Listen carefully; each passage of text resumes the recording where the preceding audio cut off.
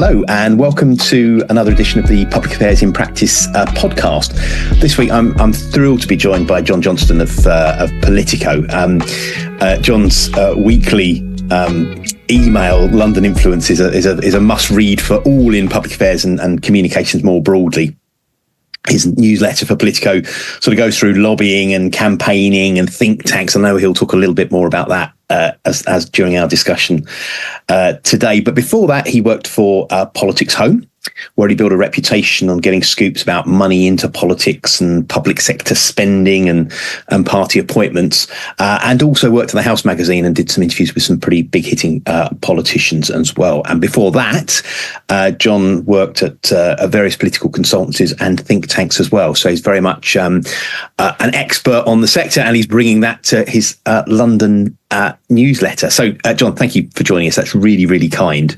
I hope I haven't completely mangled your background, but do you want to tell us a little bit more about how you got into what you're doing and the role with Politico? Because I think it's fascinating, frankly. Yeah, absolutely. I mean, I don't have the most kind of traditional journalism background in many ways. I mean, most people, thankfully it's changing, but a lot of people get into journalism by doing a degree or doing a master's and then working for the local paper or someone online and then kind of getting into it that way. I kind of came at it in a slightly indirect route. So I've always been very interested in politics. I did an undergrad in politics, and then I did a master's degree in Brussels on political strategy and communications. And then took a couple of years out to help my parents with a small business that they were setting up. Realized that wasn't for me. And came back into it. So my first kind of proper job was at Dodds, who do a lot of stuff around political comms. And I started there kind of doing advertorial bits. It was kind of a comms job, and we had clients and we helped kind of them put things into the magazine or onto the Paul Home website. And I actually one week, someone always used to do a little digest of the by-elections, the council by-elections that were happening. I think it was coming towards recess and it was very sleepy. So the person who normally did it was off. So I really went in depth with it and made it fun and sort of looked at all these wacky people who were running in these council by-elections and all the fun bits of content they were putting out to send internally to the team. And someone said, oh, this is actually really good. We should just publish this every week if you want to do it. So I thought, oh, okay, yeah, definitely. So doing that and also working alongside the journalists, they kind of spotted it as well. And when one of them left, the editor at the time, Kevin Schofield, said, why don't you just jump across? Which was fantastic. And, you know, I'm so lucky to have had that opportunity. And a bit of a baptism by fire, you know, having no real kind of official journalism training. So it was very much kind of learn on the job. But I think because I was so interested in politics and loved politics and was constantly consuming political content, it wasn't actually that difficult. And I think that's really important I speak to lots of people who maybe haven't done that journalism degree but are interested in doing it. And I think that the most important thing is that you're passionate about the thing you're writing about. And if you have that, then the writing bit, the kind of journalism skills can kind of come second to that. I think as long as you're passionate and knowledgeable about what you're talking about, then the rest of it kind of flows quite naturally. Yeah, I mean, you can certainly see the passion that you had for the, you know, politics and lobbying in the Influence email that you do each week. I read it and you cover a whole range of different topics. How do you get all these stories? How do you go about putting that together? Because I'm sure lots of people listening today are probably contributors or would be interested in contributing and getting, you know, ideas across to you, John, as well. So how do you do it? Yeah, it's a really interesting one because when I loved Influence, and it used to be the thing that when I was working at Paul Home, I'd always be kind of refreshing my inbox on Thursday lunchtime. So I could read it. And Matt, who is now the editor, but was the previous author before me, was actually my old news editor at Politics Home. So I knew him very well. And we were always both really interested in those topics. But when I actually started and looked at the kind of range of things it covers, it was a bit daunting because you've got public affairs, you have anti-corruption and transparency, you have what think tanks are up to, you have the political finance bit, the political messaging bit.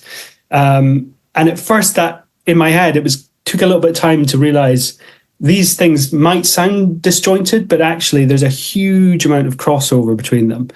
I guess the blessing and the curse of that is that, unlike the other kind of Politico newsletters, which normally have quite a distinct or specific policy focus, they might be looking at energy or trade or tech. There's a very clear pipeline of policy. There's departments related to those topics.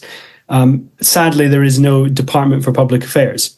So it means that every week, oftentimes I put one edition to bed and instantly I'm thinking, oh Lord, what am I going to put in next week? Because there's not often those kind of big set piece moments or announcements that, make a very clear sort of diary event that we can cover, which is good fun. It means we can go quite broad with it. But it also means sometimes it's a bit of a scramble. I mean, for instance, this week, we had the anti-corruption champion announced. We knew it was coming, but we had no idea it was going to be this week. So, whatever else that was on the potential topic list had to be scrapped, and we jumped on that. But that's the fun of it. It's always kind of a real mixed bag of different bits that we can cover. And have you ever had any, obviously, because you cover, as you've explained, a whole range of different sorts of topics, all of it, politics at its core, but all around that as well. Have you had any pushback on particular stories, or I suppose from a journalist perspective, even worse, still a sort of a wall of silence when you've tried to explore an issue? Yeah, definitely. I mean, there's, again, being outside of doing kind of traditional political journalism where the parties or the MPs, they do stonewall you, but generally you can be enough of a nuisance that they will eventually respond. I think in, certainly public affairs firms, if they don't want to talk about something, they're always happy to talk when they've got something big they want to discuss. But when you're asking them sort of difficult questions, they can get, a bit funny about it.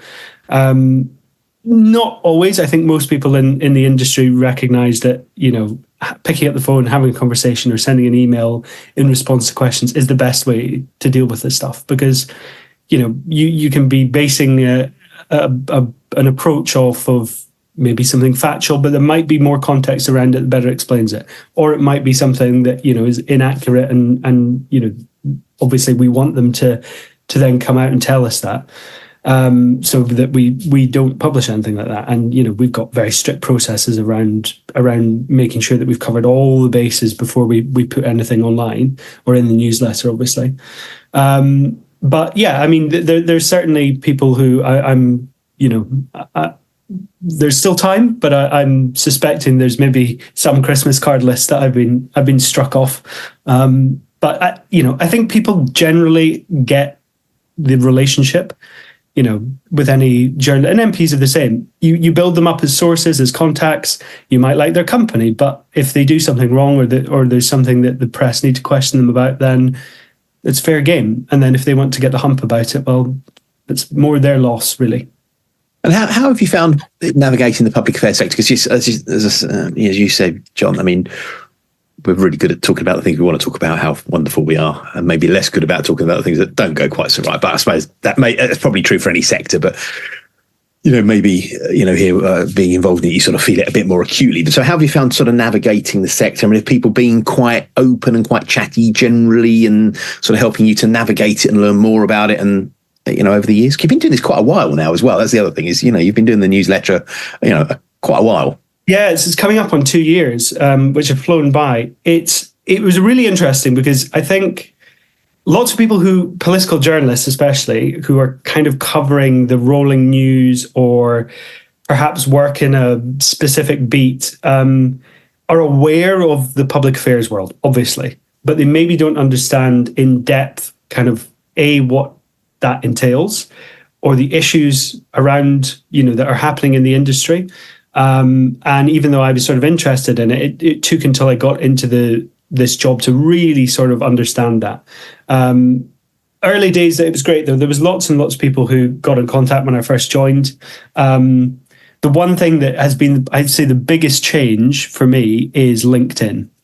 There's hardly any journalists, like general political reporters, who use LinkedIn. I never used it. And, I kind of quickly learned within like a day that this is something you have to be doing and have to be on. And, I can't remember the first week or something, it was like multiple hundreds of requests on LinkedIn. And I sort of was staggered by that and thought, really? Like LinkedIn is as big a thing as it is, but it really is. And I probably, in fact, I certainly use LinkedIn more now than Twitter or any sort of other social media sites. And it's great. It's great for connecting with people. It's great for sort of seeing some of the big topics that are being discussed. I find that people generally on LinkedIn are, there's a little bit less of that kind of argumentative. I mean, there's still some of the kind of argumentative side, but there's a bit more, considered discussion on there. And that can be a really useful sort of barometer for me to sense what, the thoughts and sort of big issues are that are being discussed in the industry. So that's been fascinating and super useful. No, I think you're right. I mean, LinkedIn is massive, and I certainly use it a fair amount, not just to put sort of, piece on them blogs and other stuff that I do, but also just to see what other people are up to and comments, and also work sometimes as well. That's quite a good source for, potential freelance or full-time role for others, as well.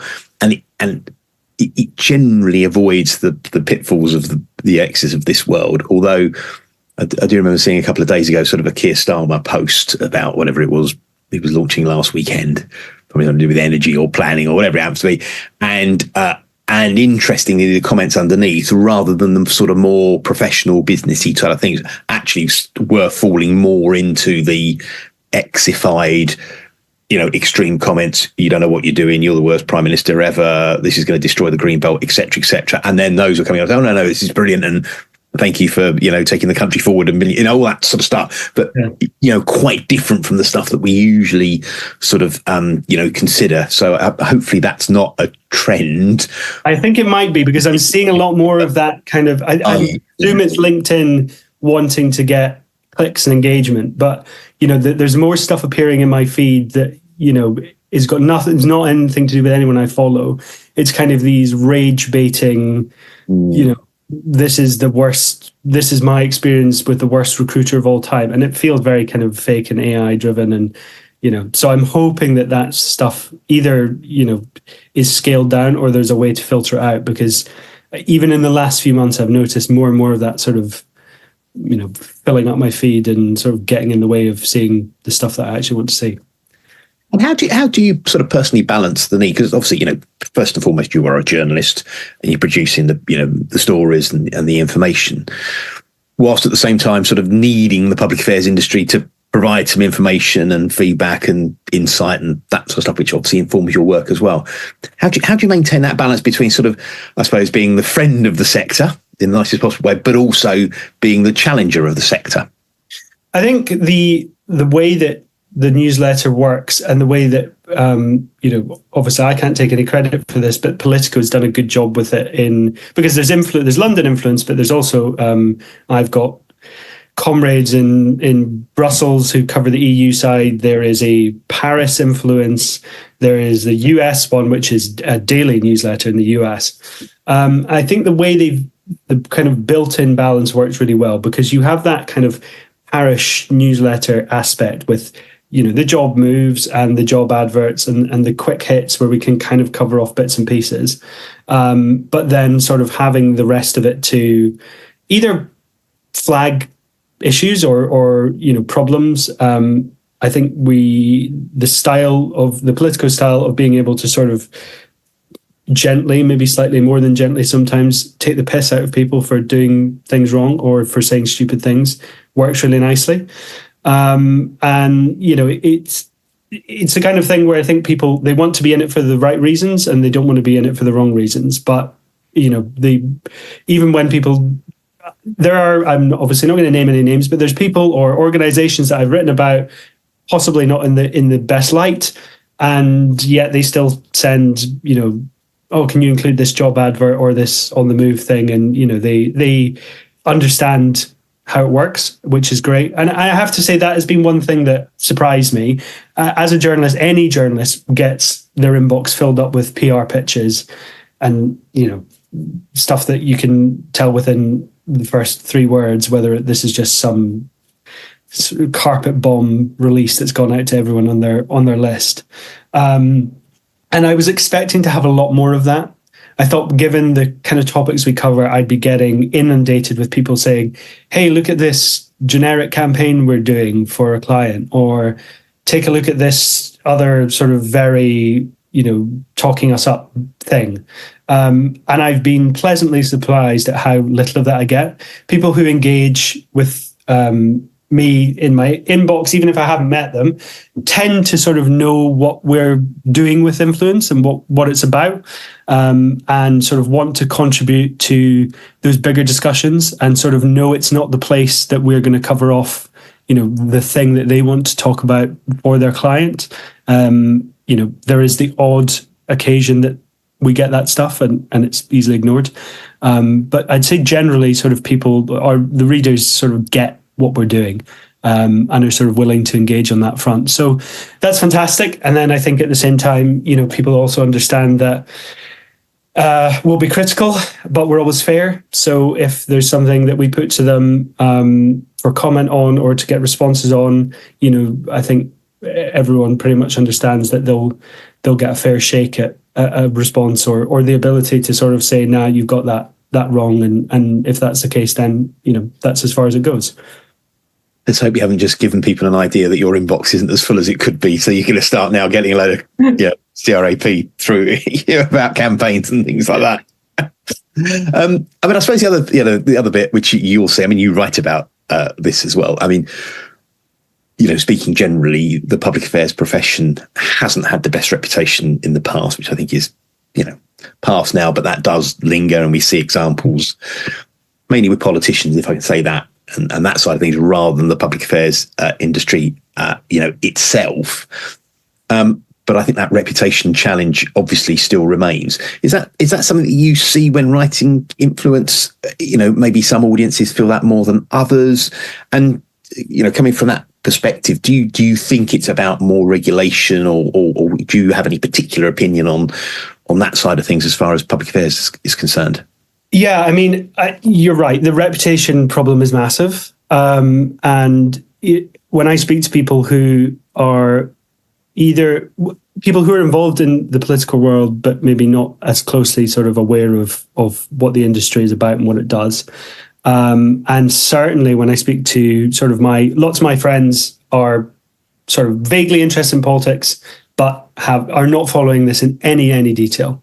Or just when I'm out chatting to people and ask what I do, and I say, I kind of read this newsletter covering public affairs world or the lobbying world, because people maybe don't even link the two things. They see that, but it is a dirty word. I think that goes without kind of question.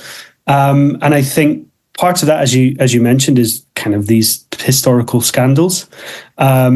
And the last few years, there has been, certainly there was a 6-7 month period where it felt like there was constant sort of what were billed as lobbying scandals, oftentimes without a lobbyist being involved or anyone in the public affairs world. This was MPs or peers behaving badly in a way that was tagged up as lobbying. And I think that has been perhaps an unfair or had an unfair impact on the reputation of the industry. But, I think we've also seen things within the industry of bad practice. There's certainly lots of, gossip and suggestion always flowing around about who's up to what and what they shouldn't be doing. And, some of that I'm sure is maybe sour grapes from their competitors, but I think there's often a grain of truth behind it. In terms of how that's handled, I think there's no question that there's further regulation needed. You have the two major trade bodies for the industry who are sort of leading the way in calling for more regulation. And again, when I first started, as I think any journalist would be, when a trade body for an industry says, we've got some great ideas on how to regulate our industry, you think, I bet you do. And, you are without question going to be cynical of that, because you see that happening in other places where big organizations or trade bodies or trade groups want to get involved because they want to sort of tilt the scale in their favor. The more I've sort of looked into it and spoken to people, it's very clear that, as far as I can tell, that's not the case here. The industry itself recognizes this reputational problem. It recognizes that the way to fix that is more transparency, more regulation, more scrutiny, and the ability for wrongdoing to be dealt with in a sufficient fashion. It's tough. They're doing some of that themselves. I don't think anybody, including the industry, thinks self-policing is the way to do it. They're doing that out of necessity because there's been no action from the government.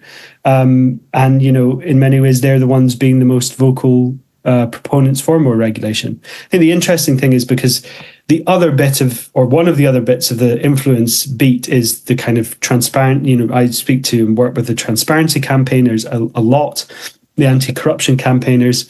And in many ways, what the two sides would like to see happen in terms of better regulation are pretty much the same. There's a lot of agreement between the two sides, which is, unusual, I think, normally in these cases. Possibly, if the government does actually move on this and they start looking at it, maybe there'll then be, slight differences in thinking about the priorities or about how this would work. The industry is obviously going to be concerned that regulation doesn't sort of impact on the kind of balance and their ability to operate. The anti-corruption and transparency guys probably don't care as much about that consideration and want the rules to be as tough as possible. But I think at the moment, there's definitely this sort of central focus that both sides agree on. I think there's frustration, privately, a lot more frustration about the lack of sort of movement on that from the government. Although there's, hopeful rumblings happening. I think that, they are still thinking about this and they are still interested in it. But, the kind of pre-election promises and pledges that this would be a day one priority, I think that very clearly hasn't happened. And I think everyone's just doing their very best to keep the pressure on and say, listen, you did promise this, that we understand there's been a lot going on, but you have to do this because it's bad for the industry, but I think it's bad for politicians. It's bad for democracy, if not to try and sound sort of, over egging it, but there's these reputational issues are having a much broader impact. And distrust with people is huge. And the kind of scandals that we've seen, especially under the last government or the last few governments, have had a massive impact on that. Yeah, no, I agree with you entirely, John. I think, you're right to highlight. So the CIPO, I'm a member of the CIPO and accredited practitioner. They've had their Lobbying for Good lobbying campaign. The PRCA, again, for full disclosure, I'm on the board of the PRCA and the treasurer. So as we speak at the end of 2024, I think we're still in 2024 just about, PRCA have just launched a sort of revision of the public affairs code, calling for, and I know you covered this yesterday, calling for the, people generally non-members as well to sort of, feed into what they would like from the voluntary code. And then there'll be a further round of consultation to, on the sort of a more developed version of that. So both the CIPR and the PRCA doing the voluntary side of things, but again, as you rightly say, trying to maintain some pressure on, the UK government. I mean, obviously Scotland has, its own code, and Wales may have, I know they've considered one in the past as well. But keeping the emphasis on the UK government to basically change that statutory regulation because it's just not very good. And I don't think anybody thinks it's very good, really, even, the government of the day. And I think the irony of, obviously, trying to keep my words perfectly carefully, but David Cameron sort of, claiming that lobbying was going to be the next big scandal, but then sort of being on the receiving end of the next big scandal, but because he was in-house, in essence, that was okay. Texting, Rishi and doing all the other things he was doing is sort of almost shows and is the perfect illustration of the fact that needs to be reformed. Now, whether that's sooner or later, and again, John, I think you're entirely right. This government has promised to this new Labour government has promised to do something, but easier said than done.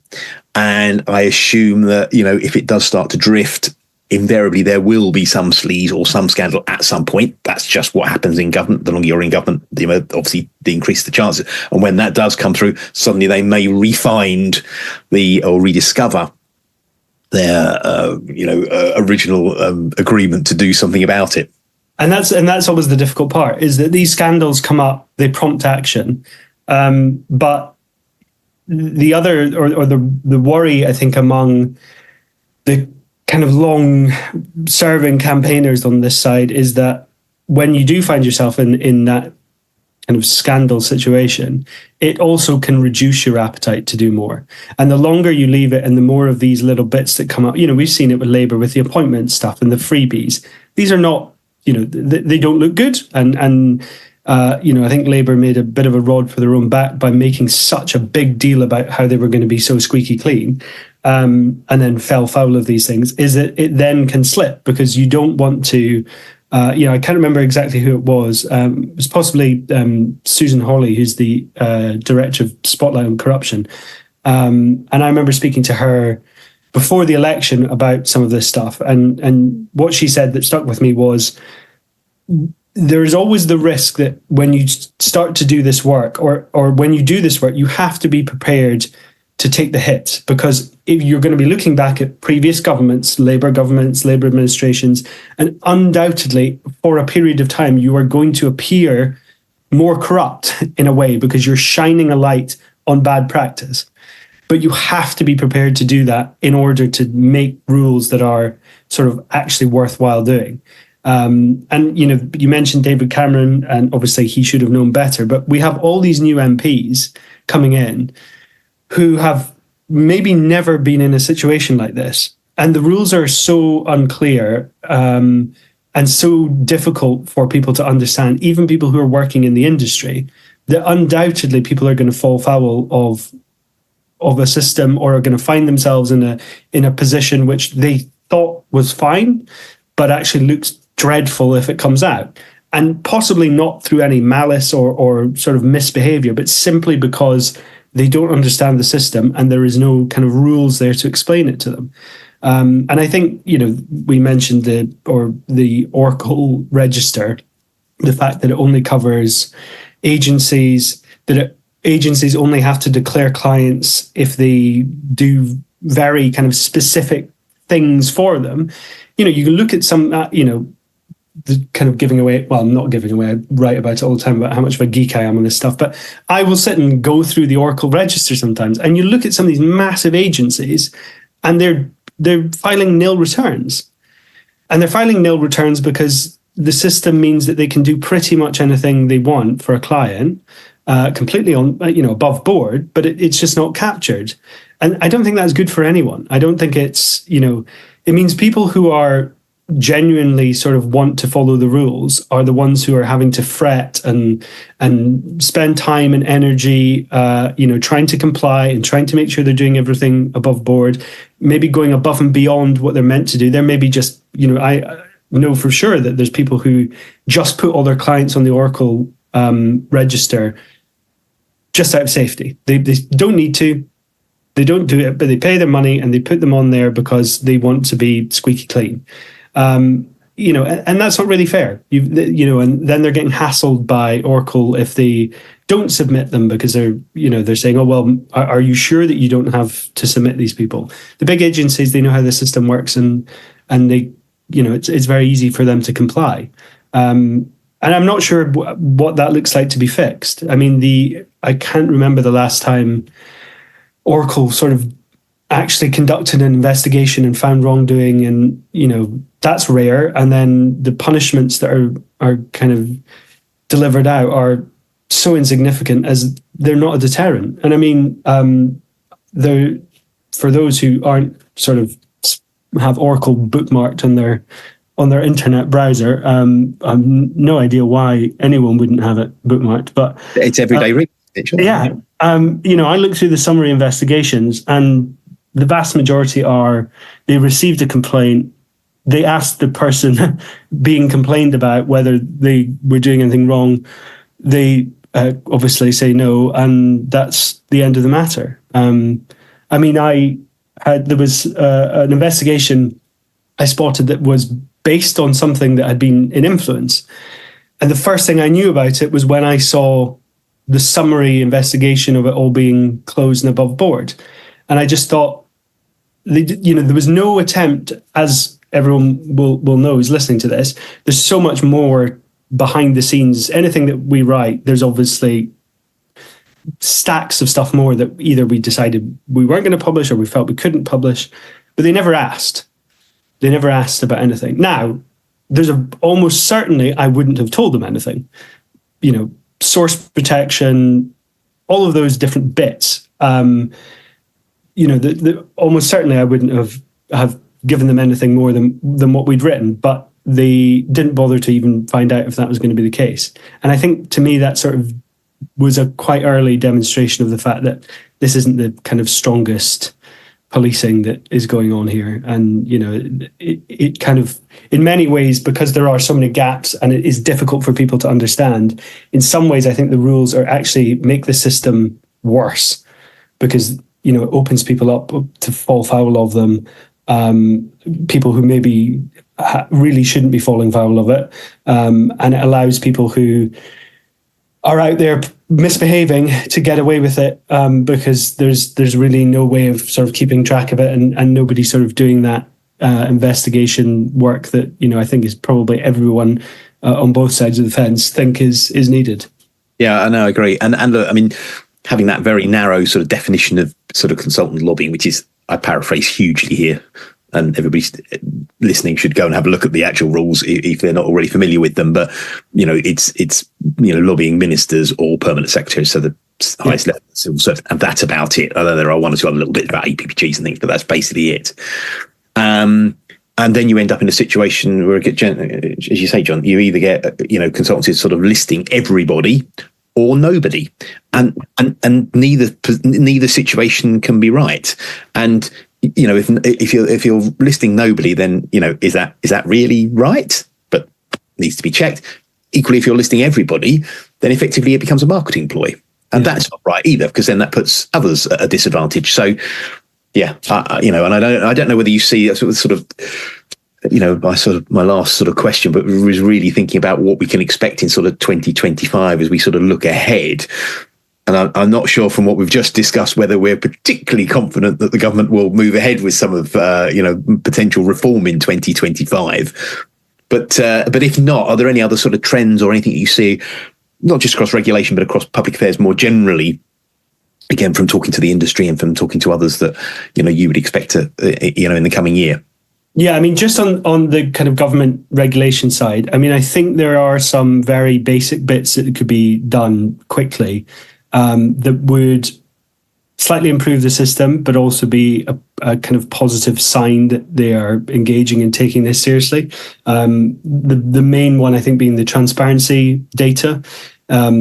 Oracle side, fine, that's sort of the requirement on the industry to put in that information, but that doesn't really help much if the government side and the transparency data that they are putting out is of poor quality and late, and it very much is.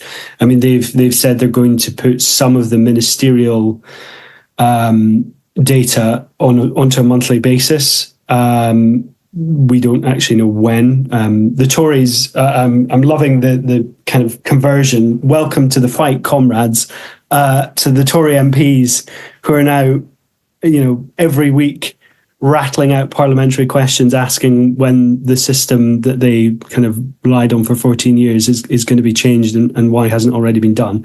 But, fine. Welcome to the fight. But that's a massive problem because putting out transparency data quarterly is useless, because it means that by the time you get sight of it, the issue that maybe people have been into to lobby ministers on is done and dusted, and so that's a problem. But the quality of that data is also a massive problem.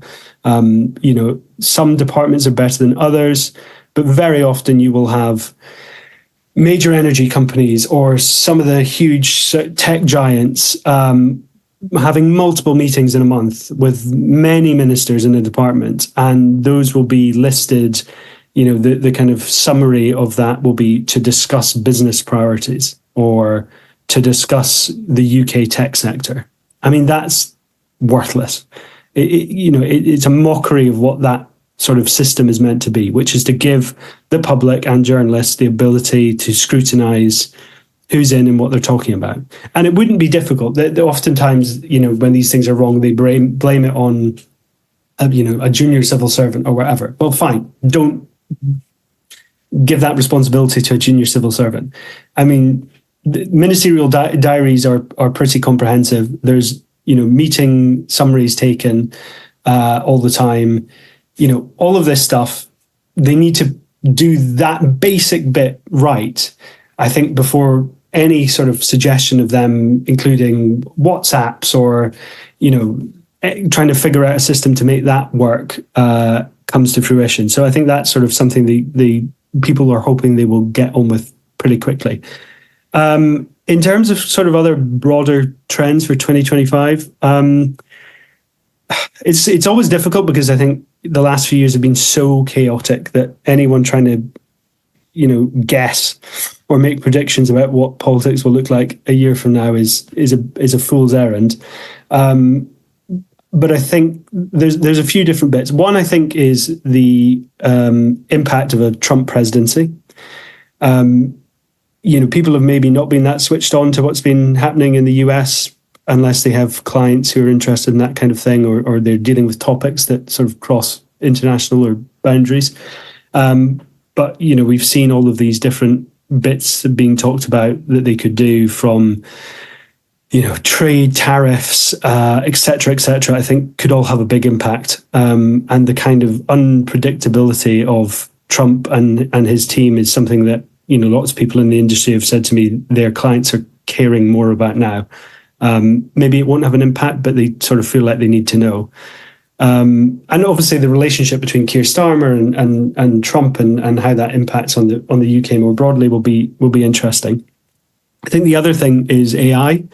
I mean, as well as I do that pretty much every public affairs, PR, comms conference you go to, there's multiple panels on AI.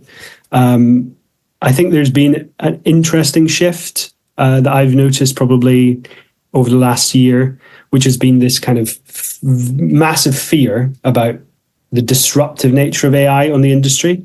I think some of that has slightly slipped away, and it is more about, okay, everyone is telling us that this is going to change how we work, but there's actually a lot of opportunity there, but it's about figuring out what that looks like and sort of getting to grips with that.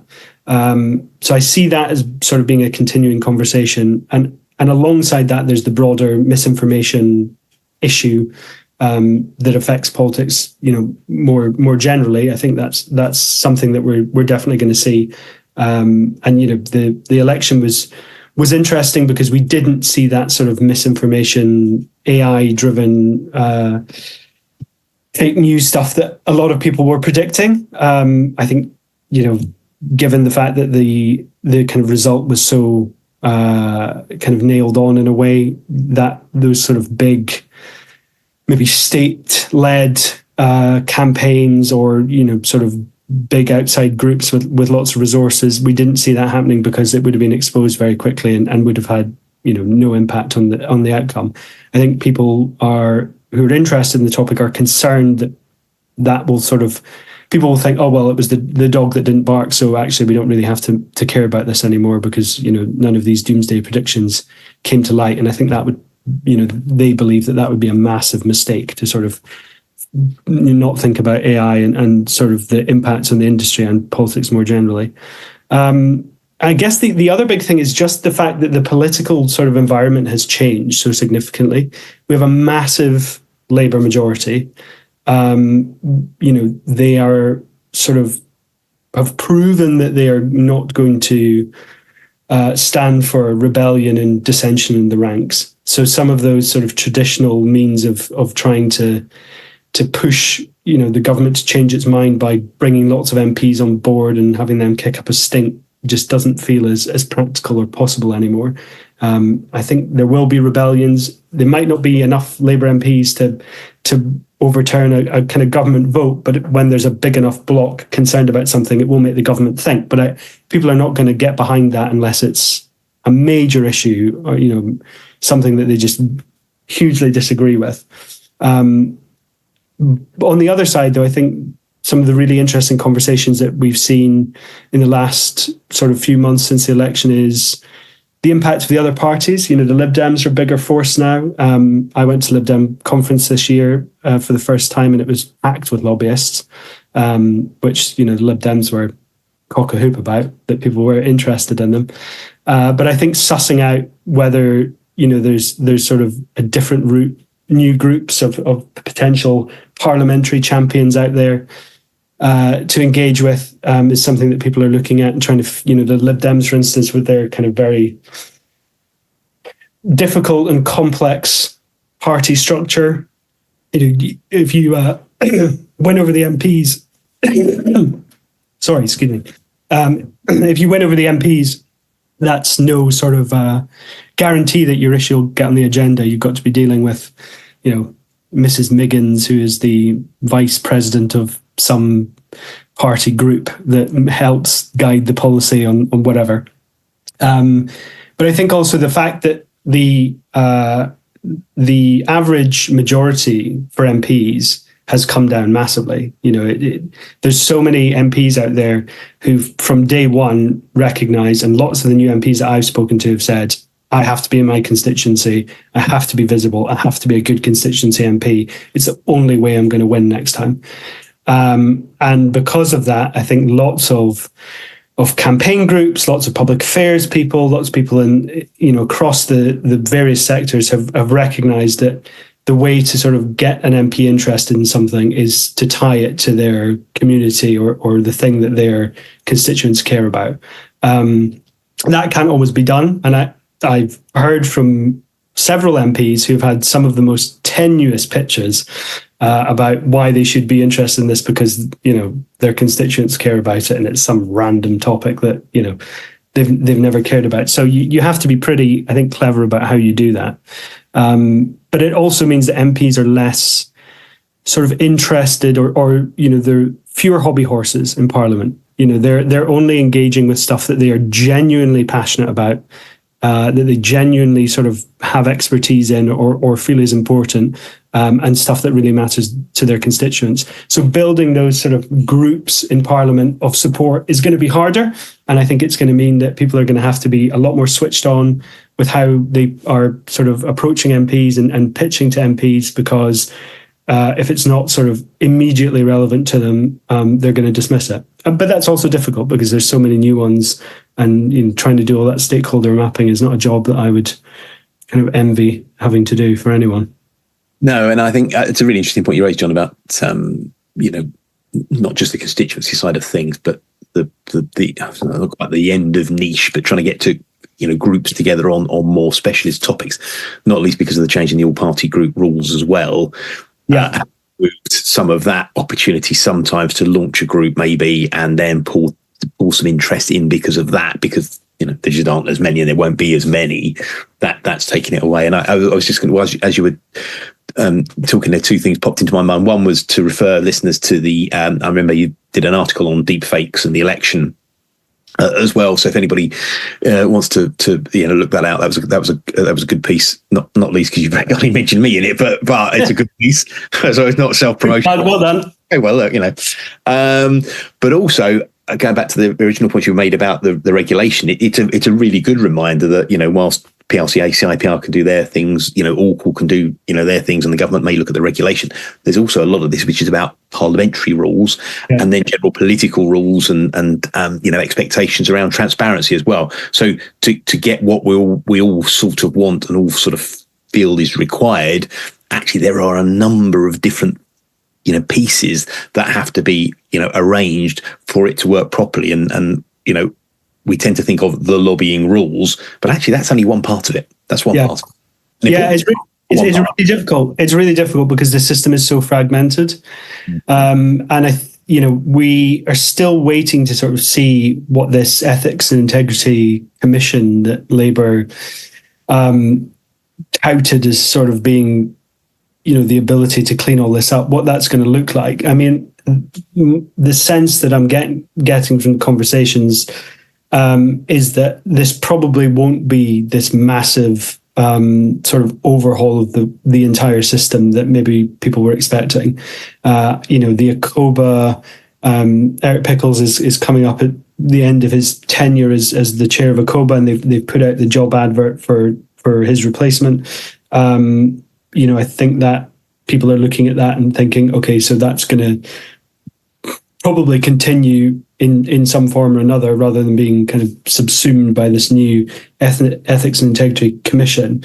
But I think that's what people need clarity on. It's very difficult for the industry kind of push to change the rules, the campaigners who are trying to push for a change in the rules, when we're not sort of quite sure who the touch point is going to be for some of that stuff, the remit that they're going to have, the kind of even the basic thinking about what they're going to be looking at. I imagine that they'll sort of review the system, but it's going to be very interesting to see kind of how it's set up originally, where it sits within that system, because it is a maze. You have ACOBA, you have Oracle, you have the various different standards bodies, you have the Prime Minister's advisor on ethics. We now finally, after 917 days, have an anti-corruption champion.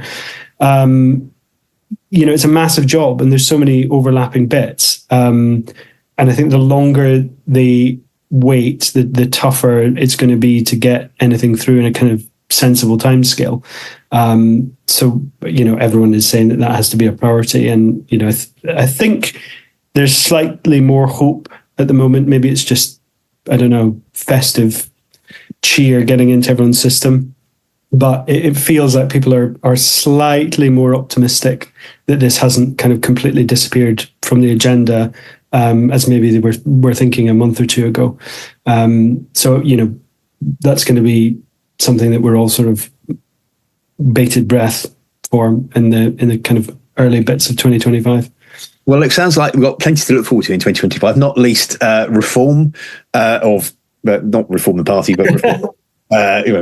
Some people might look forward to reform as well, but reform of the lobbying rules, etc., as well as Trump and deepfakes and everything else as well. So look, John, thank you for your time. It's hugely appreciated, and I encourage everybody, if they're not already signed up to the Politico materials generally, but particularly your London Influence newsletter, which is must read for everybody. Available in all good inboxes everywhere. Every Thursday, and always a very prompt time as well. Fantastic. Thank you, John.